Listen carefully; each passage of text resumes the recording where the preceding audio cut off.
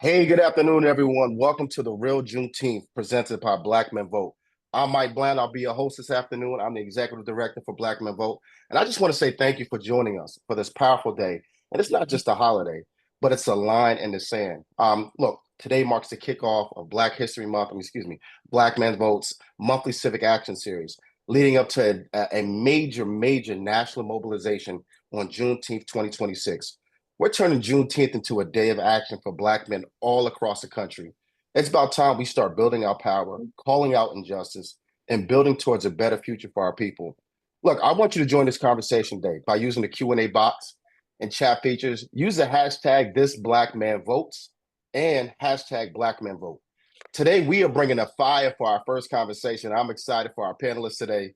And not only because this is just a profound moment, but a moment in time that Black men are ready to get to work. I just want to take this moment to say, look, DEI has been gutted in boardrooms and classrooms across the country.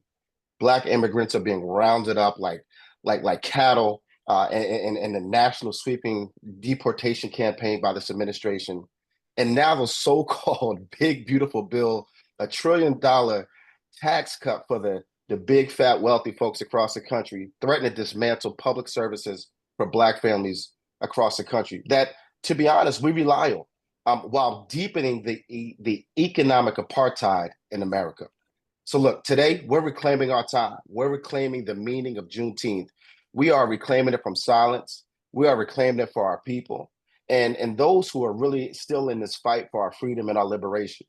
To help us unpack this moment and envision what comes next, we are joined by some really sharp brothers around the country, and I am beyond excited to announce our guest. First up, this brother needs no introduction. I can remember rocking to his stuff in college when I was cracking heads playing football. And he was a brother that was getting his crunk way back in the day before we even knew what that was. So I want to introduce our brother, David Banner, Grammy Award-winning producer, rapper, entrepreneur, and one of the fiercest voices for Black freedom and liberation in this country. Born in Jackson, Mississippi, the heart of the South, educated at Southern University, the human jukebox, David Banner has always infused advocacy in his work. He's produced hits for brothers like T.I., Lil Wayne, Ludacris. But Actor. his and actor, excuse me, and actor. My bad.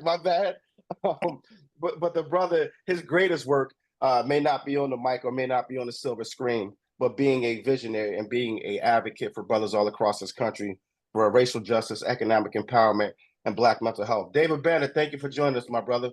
And thank you all for having me, man. Thank you all for greeting us in the way, man. The conversation that we had, before we were introduced to the public, man, if it was going to be anything like you, me, and Doc were talking about, man, I'm very, very excited to be here. Well, we're excited to have you, man, and really have you jumping in and talk about what's going to make a difference in our community. Next up, we got Dr. Quartey, man. This brother, he's another brother, needs no introduction. I've seen him all across the TV. I was joking with him last week. I came off the airplane, popped on the news, and he was on Fox and talking about reasons why Black brothers need to be supported. He's a best-selling author of Kamala, the Motherland, and Me. Also professor at Pepperdine University and a host of A More Perfect Union on KBLA, talk show host and podcast. Look, the brother comes from the White House briefing room to the streets of LA. Dr. Quartey, he connects with us through policy, through politics, and real people centered in his lived experience, and brothers in the LGBTQIA community. And he brings a wealth and a vision of knowledge and deep systems and thinking about this conversation. Dr. Q, we couldn't do without you, man. So thank you for joining us, my brother. Thank you for the invitation, Michael, David. It is an honor to be with y'all on this Juneteenth holiday. Well, thank you. Look, man, let's get ready to kick it in, man. I'm feeling excited. So look, let's start here. Juneteenth 2025. What does it mean? What does this freedom mean when, look, I said it again, DEI has been stripped, migrants are being detained, bills are being passed out of displacing folks that look like us, and the topic of conversation all around the country is Black men. I want our guests to help ground us in this moment, so I'm going to lean on you a little bit here, brother Banner. You built a platform on truth telling, man. Tell me how you feel about Juneteenth, and look how it's being presented today, and how we reclaim it.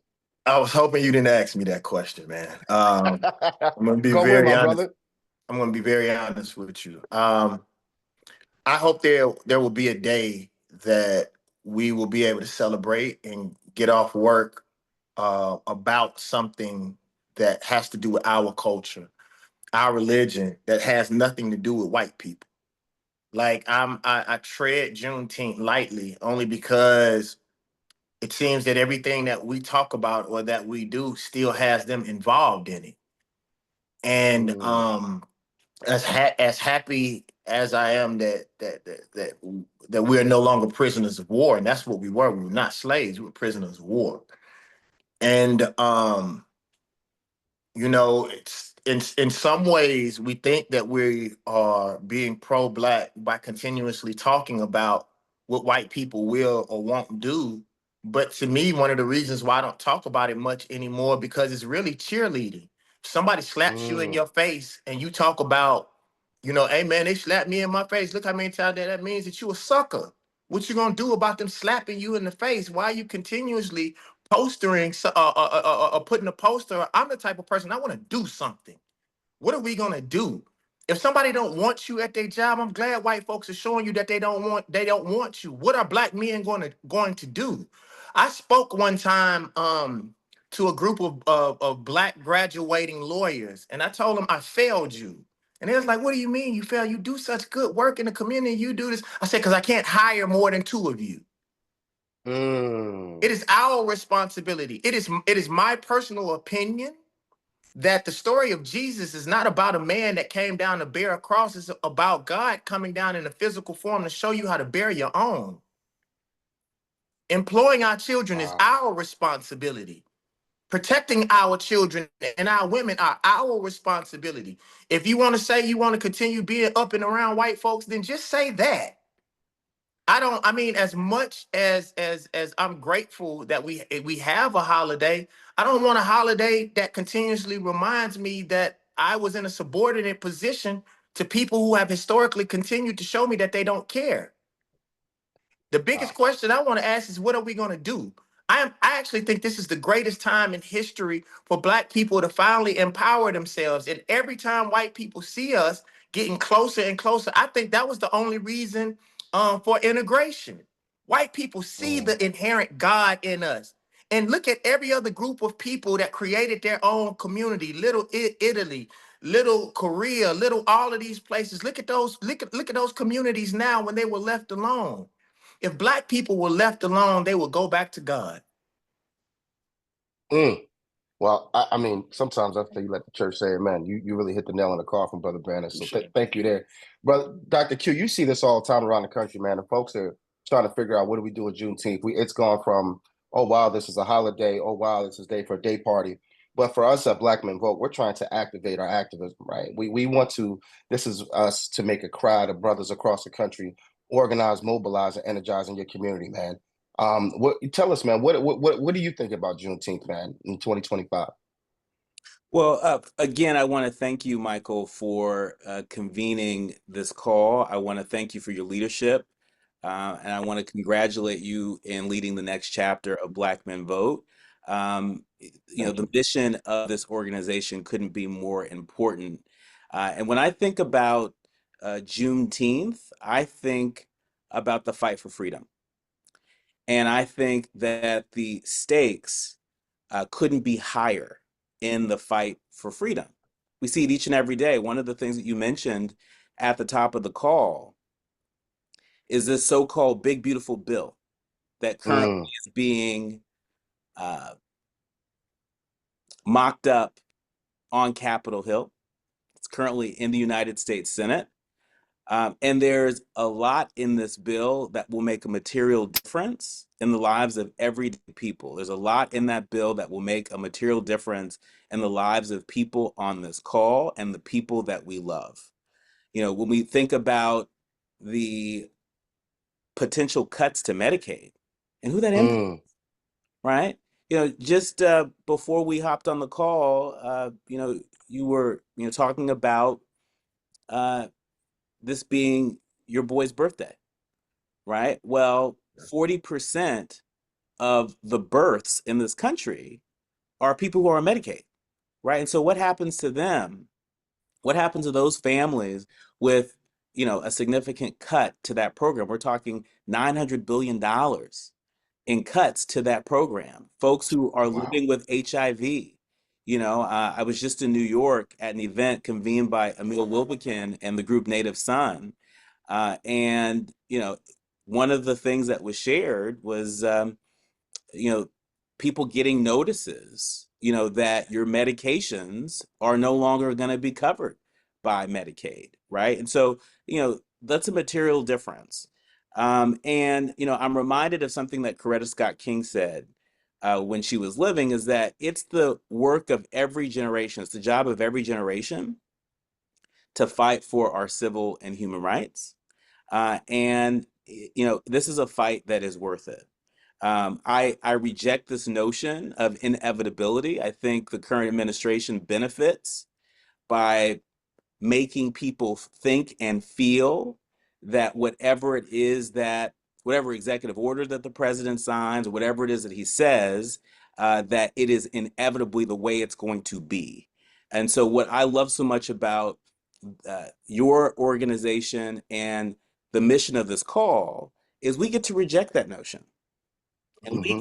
and we get to reclaim our power, and we get to channel that power in ways that help us to build even more power. And I just want to take a moment to shout out some of the brothers across the country, that aren't waiting to be anointed to do this work. I think of people like, W. Mondale Robinson, who runs the Black Male Voter Project. I think of people like Derek Steele in Inglewood, who runs the Social Justice Learning Institute. I mentioned Emil Wilbekin, who runs Native Son, and of course you. There's so many brothers who are doing this work. And so how can we be a value add? How can we pour in and support that work and grow that power?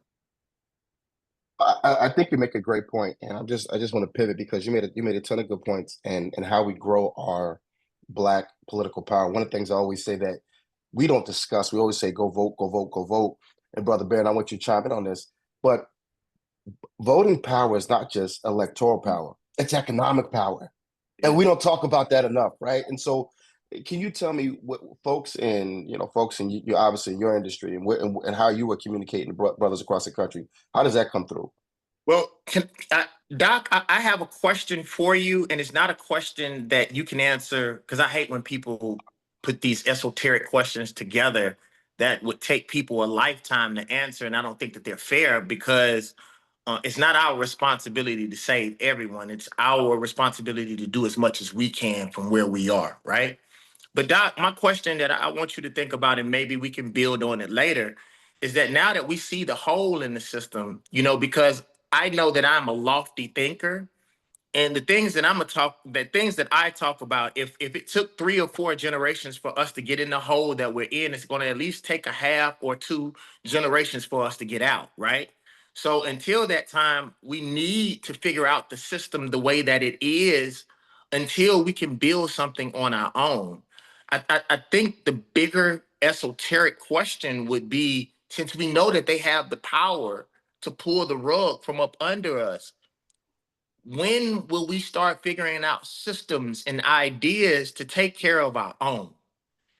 I think that's the bigger question because I think what this is a warning in the future that, man, they can take everything from us.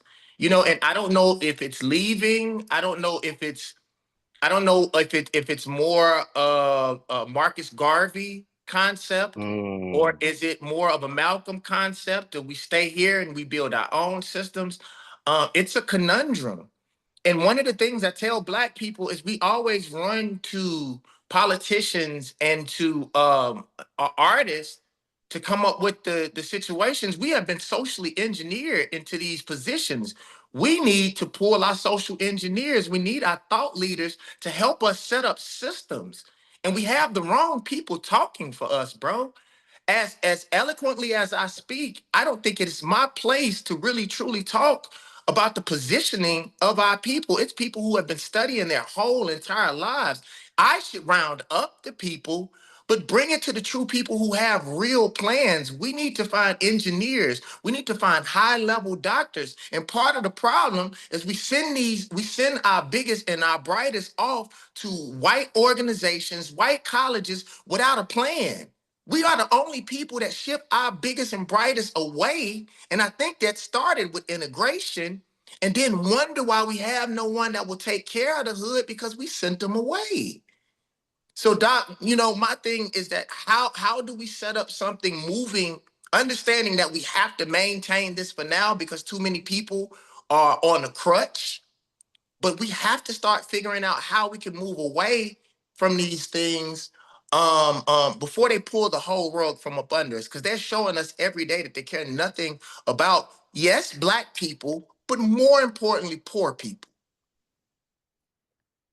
Dr. Q, I'll let you go ahead and bounce on that. Sure, sure. Thank you for the question. One of the things that um, I've been reflecting a lot on is the history of what was happening in this country about 100 years ago.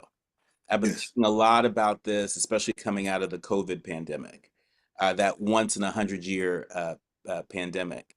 And I think it's worth noting that in the 1920s, here in the United States, we had a corrupt president, we had a corrupt government, Mhm. we had deregulation that loomed large in the private sector. We had we ended that decade with the Wall Street crash. Hopefully that doesn't happen again. But we also had the Harlem Renaissance. Yes, we did. And we still continue to feed off of the work of those artists, the work of those thought leaders, those writers. And it's a reminder to me Mhm. Doc, that real quick. Doc, have you ever heard of Mound Bayou, Mississippi? I have not. Bro, you have to do research, bro. It was, it was, it was Black Wall Street. Bro, like they set up this town in a way it wasn't any drinking, it wasn't any smoking. You had to register to live in this town. Everybody in the town, in this Black town, had a place. Hmm. That a responsibility. And let's say if the doctor died in Mount Bayou, they would go and find a doctor around the world or somebody Black around the world to replace his place in the town. And some of the greatest minds, if you ask them, where their grandparents from, a lot of these Black leaders, their grandparents was from Mount Bayou. Like you said, there are places in history, but we don't do the research. That's why I'm so proud of both of you all that have already figured out. We don't have to figure out these problems by ourselves. Somebody has already done it. But we try to move so quickly into the future that it's a Sankofa moment where we should probably go backwards to move forward. I'm sorry for interrupting, but I want you to do that research. No, no, no. I mean, and I think it's worth noting. I mean, as much as there are forces out there that want to make us think that Mhm. towns like the one that you just mentioned were the exception, there actually were a number of towns Yes. like that, In every right? state, bro. Right. Yes. And we Most talk about states. Tulsa, but there were a number Mhm. of Tulsas. Mhm. There were a number Mm. of Rosewoods, and so I think Mhm. that's worth noting. But it's a reminder. Getting back to the example I was giving about the Harlem Renaissance, is Mhm. that in times of trouble, we can feed the fear or feed our imagination, Yes. right? And there are examples of how our people have fed the imagination and have developed tools that still serve us. When I think about the Green Book that was created, that wasn't Mm. just about keeping Black people safe as we traveled around the country, right? But it was also about economic empowerment. It was about recycling our dollars. When I think about our historically Black colleges and universities, you know, most lawyers, most doctors, most dentists, most engineers in this country, Black doctors, lawyers, engineers, come out of some training at our HBCUs, upwards of 70, 80, 90%, right? Mhm. And so, when we talk about systems that are in place, when we talk about infrastructure that's in place that we can tap into, right? I want us to put on our asset lenses and take off our deficit lenses, right? There are structures for us to tap into. Now, we can't take those things for granted. If you look at what's been happening at FAMU, for example, and how they went about installing their president-elect, presumably beholden to an agenda that's at odds with the espoused values of FAMU, right? That's dress rehearsal for what may be coming down the pike at other HBCUs. And why? Why? It's because there Doc, are quickly, Doc, quickly, can you explain to them what happened to FAMU? Because I just found this out 2 days ago, and everybody may not know about this, Wow. man. It's disgusting. Can you just quickly tell our attendees what's going on at FAM quickly? Sure. And thank you for being generous with time, Michael. I don't Yeah, want to yeah. derail, but I will say this, that the new president that's been appointed by Governor DeSantis is someone who is believed to be beholden to sort of a MAGA agenda. She's somebody who has no higher education experience, but has worked most of her career as a lobbyist. There are folks, specifically alumni of FAMU, students at FAMU, faculty of FAMU that does not support her appointment to be the next president of FAMU. It's also worth noting that in terms of the process, the Board of Trustees sort of voted for her very quickly. There was not a long process, as is the case at many universities when somebody's searching for a new president. And I think it's a bit odd that a big chunk of the board, dare I say a majority of the FAMU Board of Trustees, their terms were either expired or going to expire in January 2026. And so I say all this to say it is potentially a dress rehearsal for forces out there that are looking to scuttle, dare I say, dismantle some of the successes coming out of our HBCUs. And so I think it's important to be vigilant. If you're an alumni of a college or university, this may be a good time to just sort of tap in, right? Since we're talking about, growing our power, right? And it's not just power at the ballot box, right? It's our economic power. It's growing our power and our influence at these centers of excellence, these colleges and universities that are producing folks to help improve conditions in our community.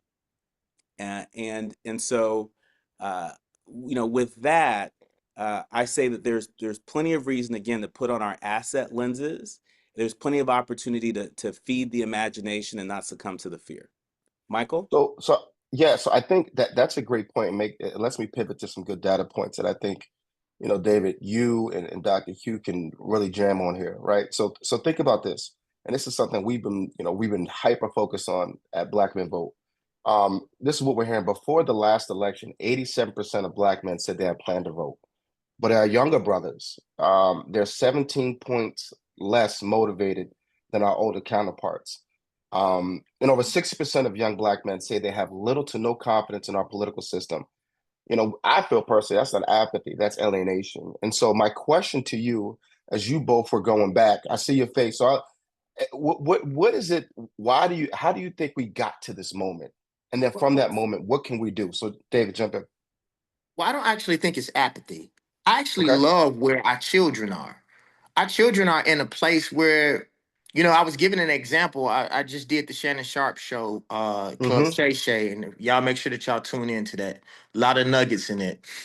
I was telling them how I don't really like the jury and the Ferraris and all of that kind of stuff. But the reason why I actually like it now that I have it. But one of the reasons why I started doing it and one of the reasons why I got into fashion at the level that I did is because most time when you look at revolutionaries and the way that it's been marketed to our children, most revolutionaries die or they on drugs or they struggling. Why would a kid want, can you all hear me? My Yep, you're apologies. good, David. You're good. I said, We can hear you. why would a kid want to be that? we have to show some success in some of the things that we're asking these children to be and do. And I think whether we want to admit it or not, we have to look at the Trump administration in a different way and try to see what are some of the things that we can learn from what this maniac is doing, right? And one of the things he's doing is breaking up just the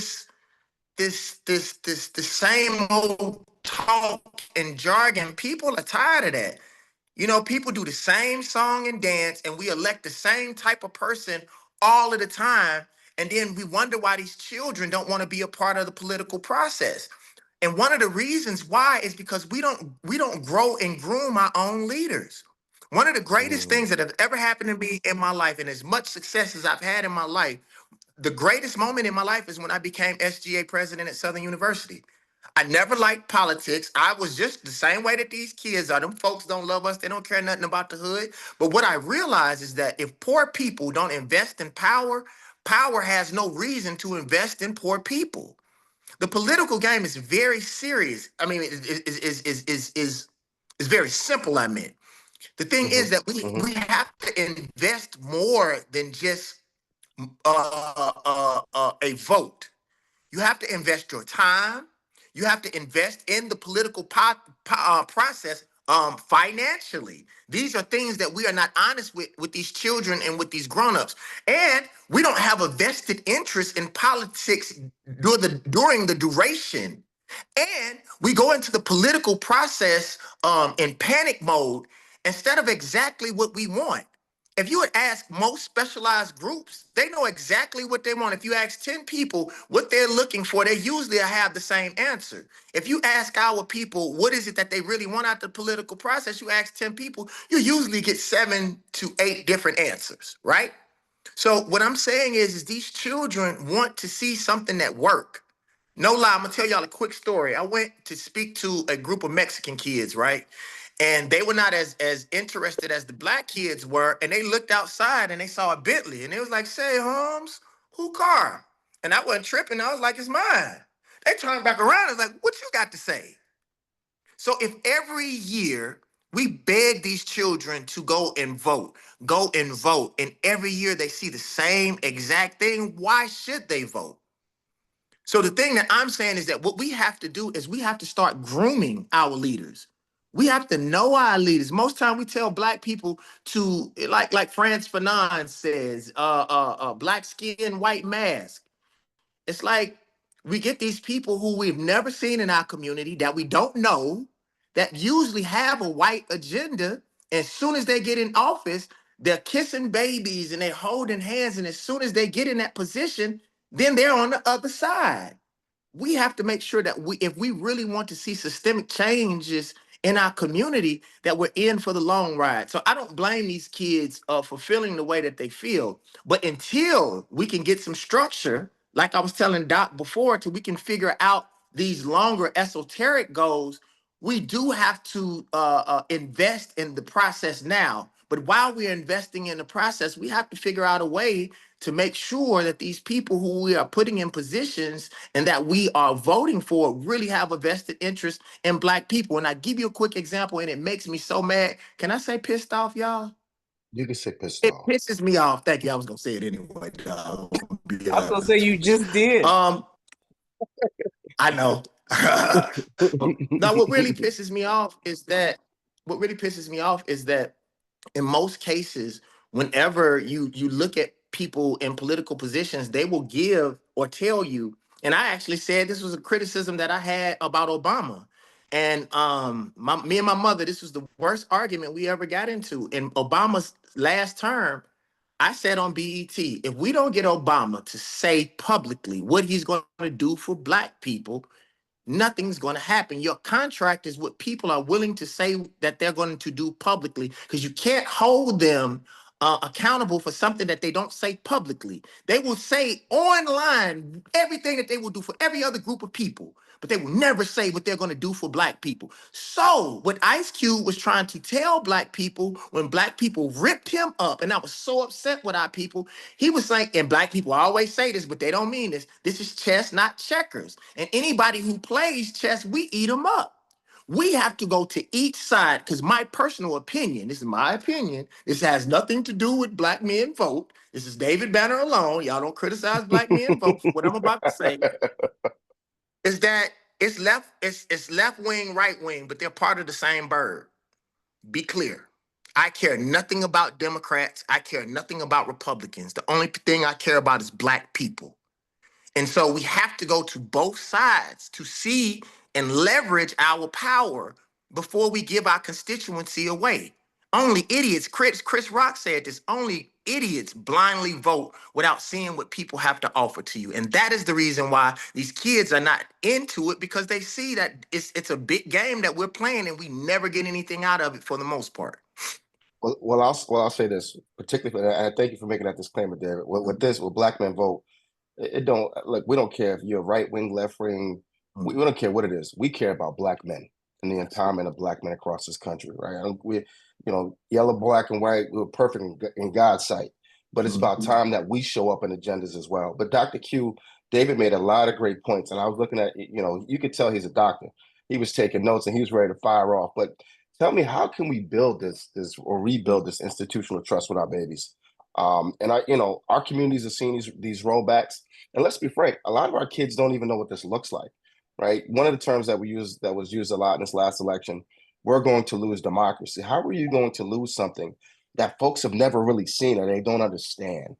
But tell me what this looks like in action for us as black men across this country, and how can Black Men Vote capitalize on this? Well, that's a very big question, and there was a lot that's shared, and so I'm going to do my best to very succinctly, address sort of what I think are some important takeaways. And when I think about our power, for example, at the ballot box, I think about our power to determine our future. It doesn't end at the ballot box, right? The ballot box, it's a tool. It's not the only tool. It's not the best tool. It's a tool, right? And so I think it's important that we lay the ground with that. I think it's also important to note in response to the what David was sharing about the left and the right. Well, I think it's important that we zoom out for a second. There are some very distinct differences in terms of what the two major parties are serving up to the American people. And I think sometimes in media there is this interest in both siding it. And when you look at what the MAGA agenda is, you look at what is in Project 2025. There's a lot that's there that is at odds with what I've heard folks in our community say that they want. When I think about the Platinum Plan, for example, that folks like Ice Cube and others were supportive of, there were a number of things in the Platinum Plan that are very similar to things that were in Project 2025, right? And so let's talk about it. Let's talk about it. Very different from the opportunity agenda that we were hearing, for example, coming out of the Harris campaign, right? Talking about, providing, $25,000 in first-time home buyer credits, $6,000 child credits, investing in Black male teachers like we have it before, right? And all of these things are a starting point. None of these things is like, well, that's it. If you only give us this, then we're good. I remember talking to W. Mondale Robinson, who I mentioned earlier. He runs the Black Male Voter Project and very active in the South. And one of the things he said to me in an interview that has stayed with me is that voter suppression doesn't just happen on election day.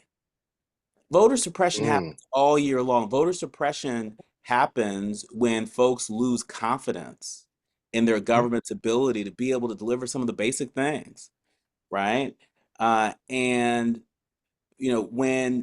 folks get quote unquote organized every 4 years for a presidential election, only to hear people sort of espouse a vision that feels more like a mirage. That's a contributing factor. It's a contributing factor to the disillusionment and the disengagement that we've got to bridge.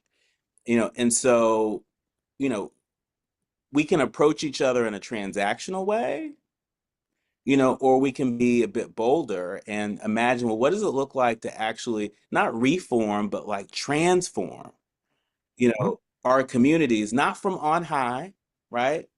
Every day I'm increasingly convinced that the change that people are looking for, I think people are going to really feel it and really be more invested in it from the grassroots on up.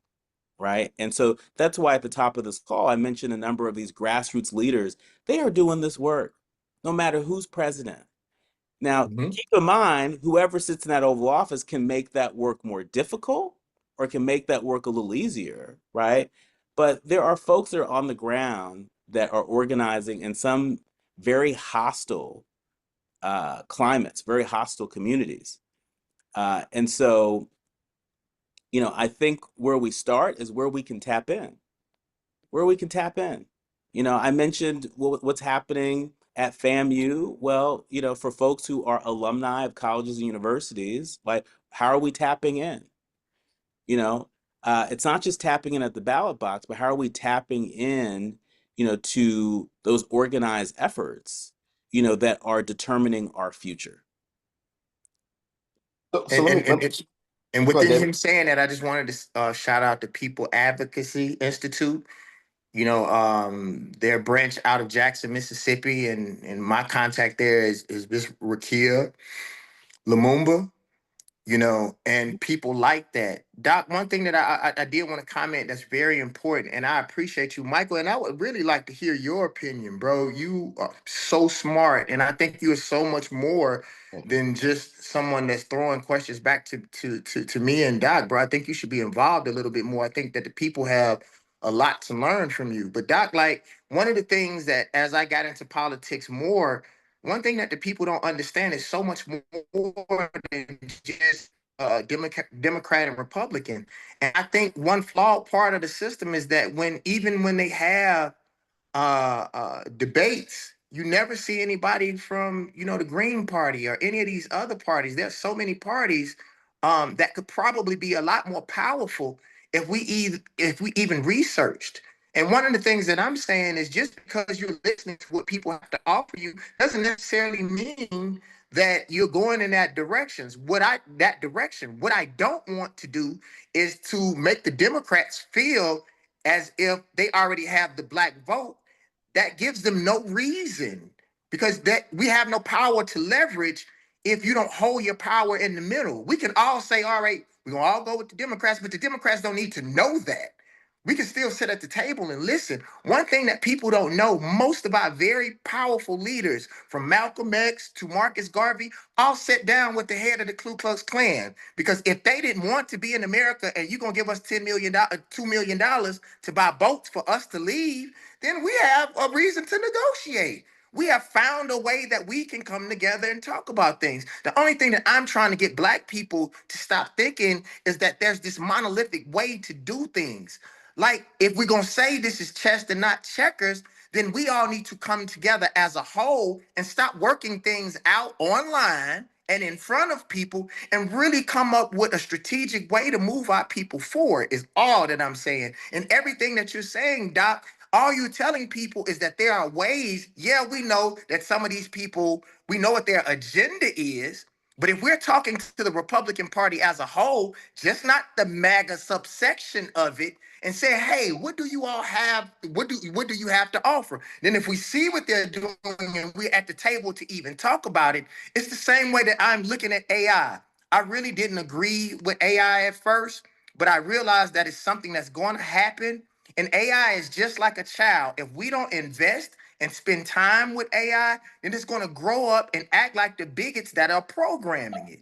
All I'm saying is we need to hold ourselves in the middle until we can leverage power. And if we know that we're going in a direction, go in that direction when it's time to do that. But we have no alliance to anybody but Black people. So I think this is, and thank you for that, David, because you make a great point. Look, I think the biggest thing that I consistently think about is how we, and you said this, we're not monolithic, right? Dr. Q, we talked about this last week. Black men, we're not monolithic. And I think this is the importance of Black men vote. One of the things that we're leaning on, and not just in saying, but in action, is that Black men are beyond the barbershop, right? We are beyond the barbershop. So how do we organize as a collective? How do we start to learn what are the subsections, or what are the subjects that we generally care about? We had a retreat last week, Black Men Vote, a staff retreat. We met with some of our board members. And somebody in the room said, we need to stop for a second. I need all the Black men to write 3 things that they care about the most that get them to vote. Don't you know that criminal justice never showed up? Wow. It was about 12 of us. Criminal justice never showed up. So it's like, so what, it was mental health, it was economic empowerment, right? And so I think my question to you all, and I know we're starting to get questions, but my question to both of you, it's 2 questions. What is it that we can do to motivate not even motivate the younger, because let's stop saying, putting us aside, the young brothers and the older brothers, because to me, I want to sit next to the older brothers and learn all day long. Grab me a cigar, let me learn all day long, right? How can we form that bridge between the older and younger version, and start to move us as a block, not as a monolithic block, but move us as a block, just like the Democratic Party looks at Black women as a block, just like the Republican Party looks at white men as a block. It's about time folks start investing in us, Black men, as a block. But how can we make that bridge internally first between young Black men and older Black men? Dr. Q, I'll jump to you first. Well, I don't think people think of themselves. I don't think when I talk to brothers in different parts of the country, they don't think of themselves as a Democrat, Republican, independent, decline to state first. Brothers will think of themselves, as, a part of a certain community. I'm repping, like Kendrick Lamar, repping Compton last night, right? Or people will think of themselves as, repping their fraternity, repping their church, their place of worship, right? People don't necessarily think of themselves as, I'm repping for the Democrats. And so I think it's important that we ask ourselves, what is it that we want?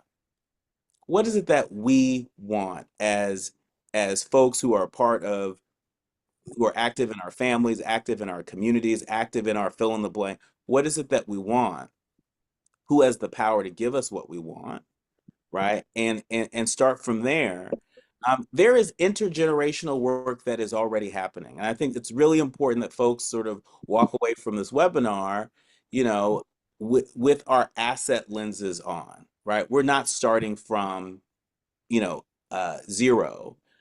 There are opportunities for us to tap in, and, one of the folks that is very engaged in the work that is happening, and that is, dare I say, a leader on the front line, folks like Mayor Ras Baraka, who, challenges with policing in this country, challenges with law enforcement in this country. That's not an abstract thing for people like Mayor Baraka, right? This is somebody who was recently detained by ICE, right? In an effort to show up in his city and find out what was going on, right? And so I think there's a tremendous opportunity for us to engage as a collective, and engage with what's already afoot right now. And so everybody's not a part of a fraternity. I'm not a part of a fraternity, right? But I'm a part of a community, part of multiple communities. And, I always say, do what you can from where you are with what you have. Don't wait for the perfect moment or all the stars to align.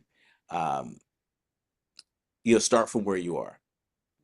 Thank you, Dr. Q. I want to jump in, if you don't mind, Brother Banner. I want to jump in and introduce real quick our mayor, the people's mayor. I will always call him my governor. I'm proud of the work that he did in New Jersey. beating the machine in two strong counties in New Jersey. And as you can see, he was still doing the work, right? Some brothers go back and hide and don't do the work and feel bad about themselves. But Mayor Baraka was cutting ribbons the next day in his city, in Newark, New Jersey. So just want to introduce the son of Newark and the son of New Jersey, Mayor Ras Baraka, and join him and welcome him in this conversation. Good afternoon, Mayor. Good afternoon, man. Thanks for having me on. Thank you, man. We appreciate you, man. I just want to let you jump in real quick, man. One of the questions that we were asking, man, what can we do? Look, you've been building on the ground there, and you've dealt with grassroots politics probably since the day you were born, man. And I know you have more stories around the city of Newark and how Black men have empowered you. Thinking about your father, Ken Gibson's, those kind of brothers. But how can we build in the 21st century? How can we build a more grassroots effort that involves our young brothers in this process?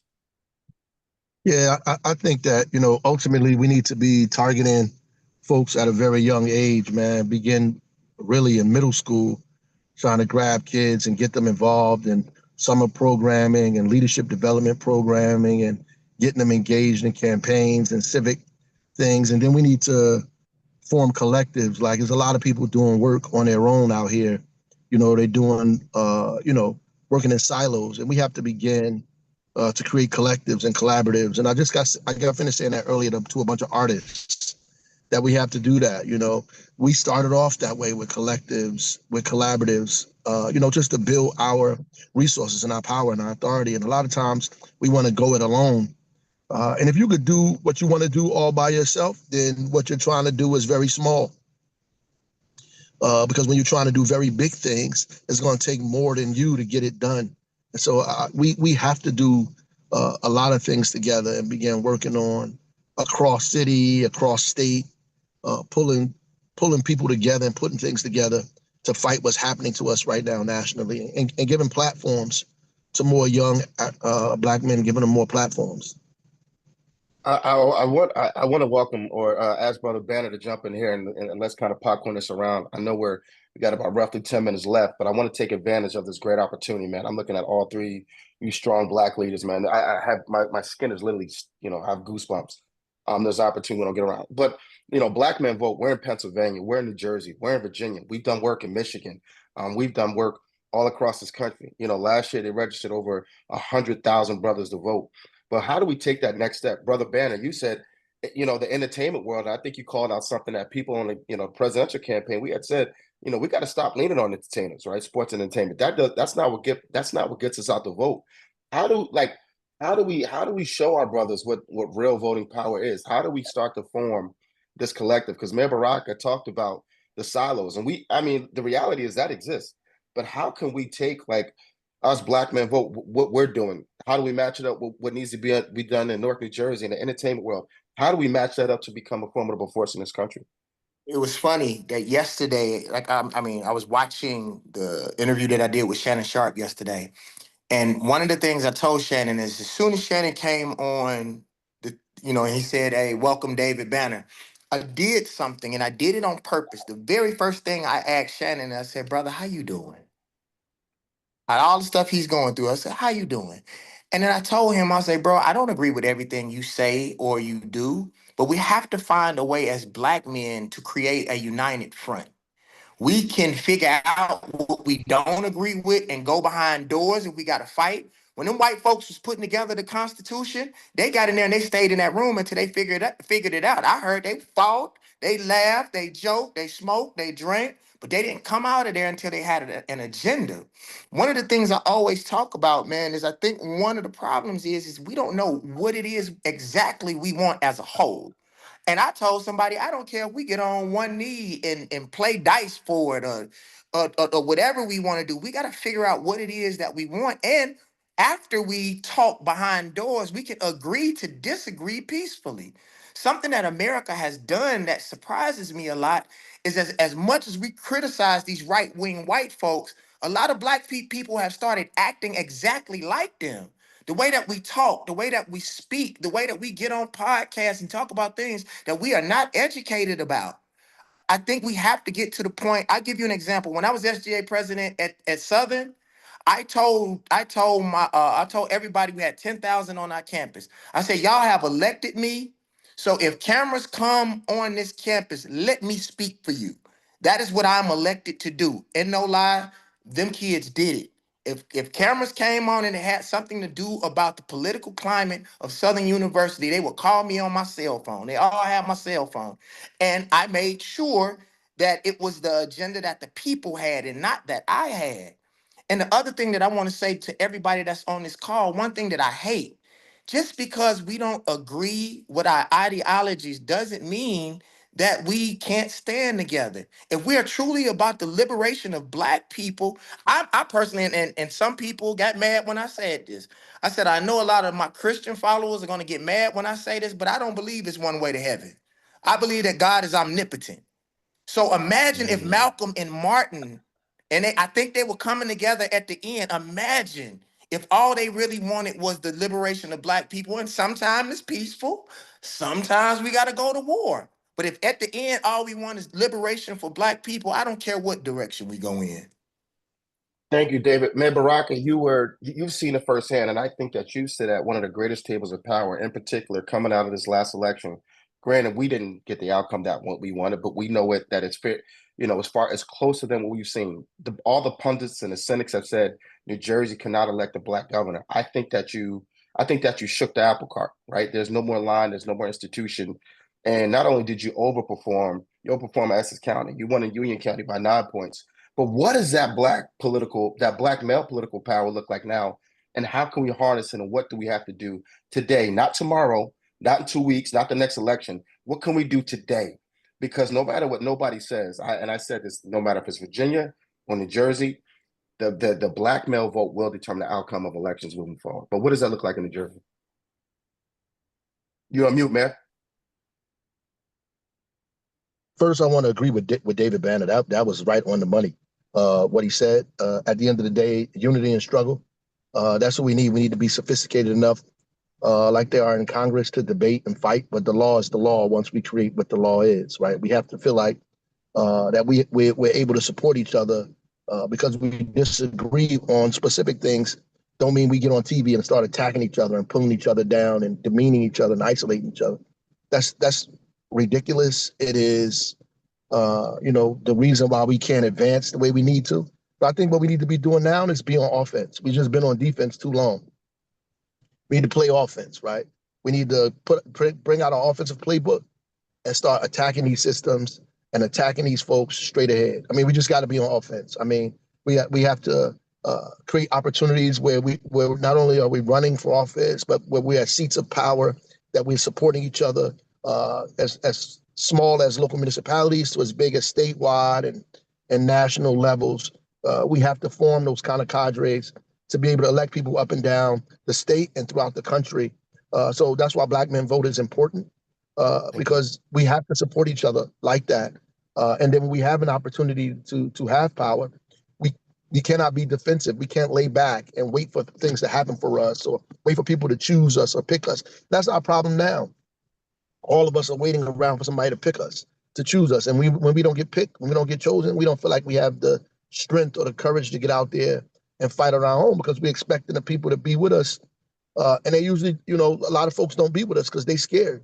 But the reality is, once you get out there and do it, you give other people courage, you give other people hope. And the next time you get more and more people to be with you because they see it's possible. I'm gonna put us in like a power hour. We got about 5 or 6 minutes, and I want the folks to hear from all of you. And man, Baraka, you've seen it firsthand. I know you hear it all the time in Newark, and you've actually fought against the system. But we feel like, we hear all the time, David, you said it too. Politicians only come around during election time.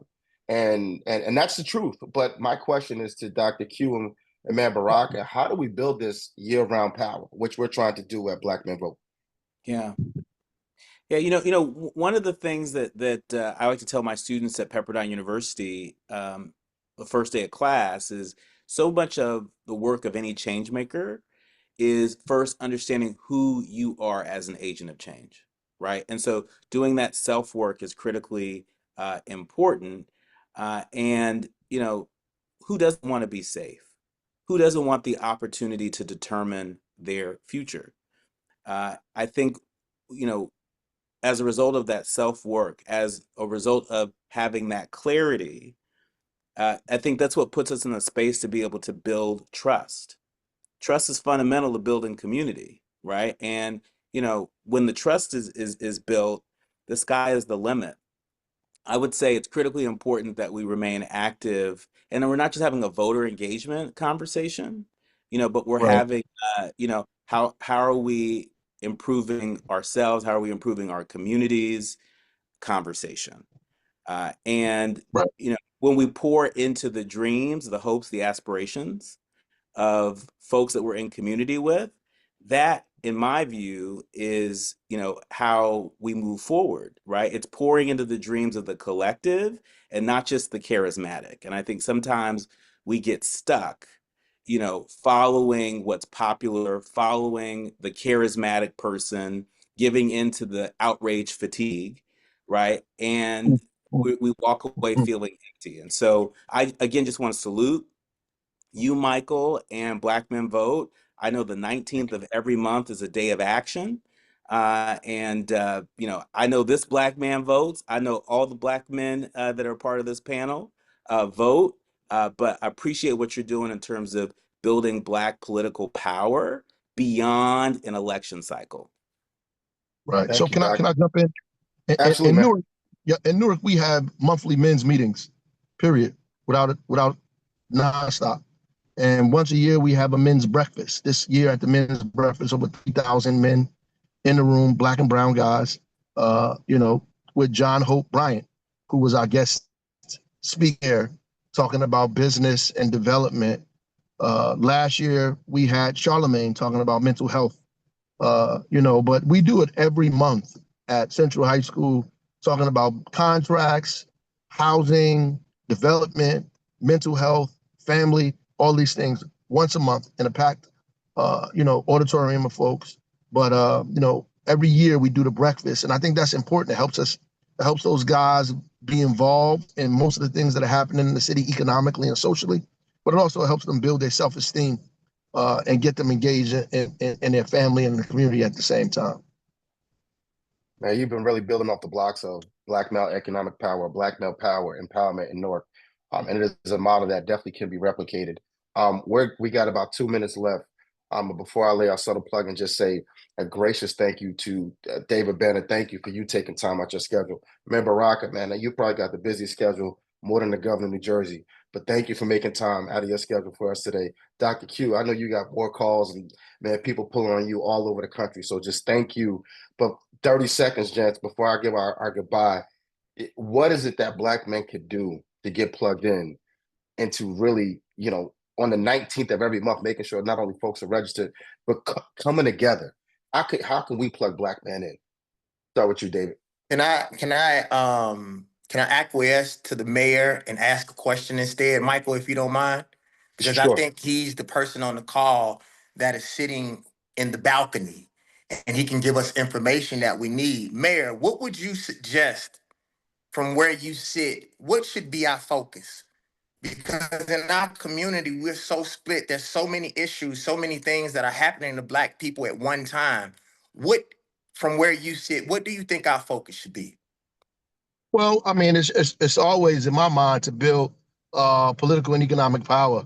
And I think that we should be pulling our resources together like we try to do in the city to build, to buy property, to own our businesses, to strengthen our economic footing where we are, to not just sit in front of the buildings, to actually purchase the buildings you sit in front of and do it collectively and find out how to get city contracts, county contracts to begin to do that. And then build political power, because political power protects your economic power, right?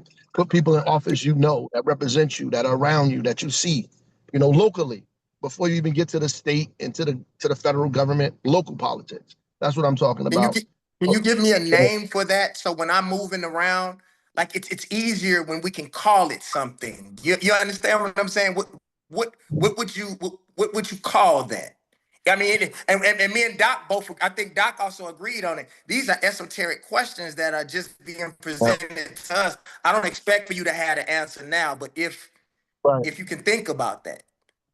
I will. What is the name of Without that? What would we call that? That's true. Okay. I mean, because I tell the guys that when I grew up in the neighborhood, everybody went to buy a big radio. We had these boom boxes that we walked around the street with. But the political power in your community determined who get to keep their radio and who didn't. You know what I mean? So, and that's really, helping people understand that what economic and political power is about. We build economic power, but the politics helps us keep the things that we build and expand on what it is that we need to build for our own families. Without political power, you can't protect the things that you create and you own. Wow. Wow. Dr. Q, 30 seconds. Sure. I would encourage everyone who hears this and shares this to focus on building community. These are challenging times for our people. It's challenging times for folks that we're in community with. And, I think, the surest way to get to the other side of it is in community. This is sort of a Sankofa moment, look back to look forward, again, look back at, the Harlem Renaissance, look back at the creation of the Green Book, right?